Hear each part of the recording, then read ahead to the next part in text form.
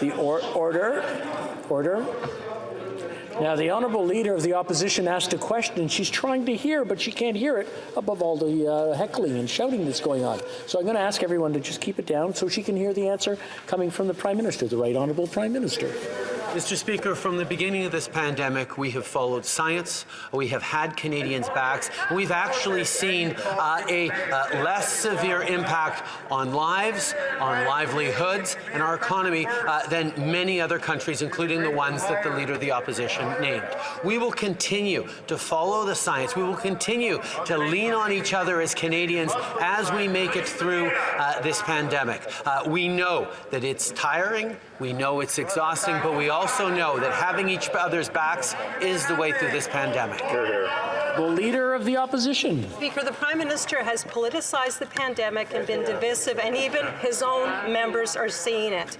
Now, countries around the world are opening up, and even here in Canada, provinces are opening up. They're following the science and the evidence, whether it's Dr. Henry in BC, Dr. Moore in Ontario.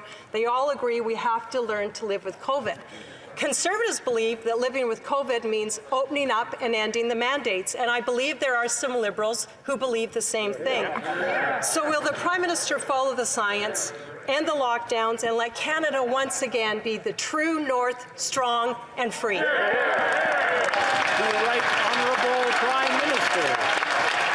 Mr. Speaker, I'm extremely pleased to hear the Conservatives finally talking about following science, because that's something that they have fallen down on throughout this pandemic, whether it was not choosing to get vaccinated, whether it's continuing to debate over the effectiveness of public health measures. Fortunately, we've been working with provincial premiers right across the country to bring in the kinds of restrictions, the kinds of mandates that have saved Canadians' lives. Unfortunately, we see Conservatives continuing to both call an end to the protests from in here and support them out there. They need to be more responsible leaders to get through this and to play less politics. Honorable Député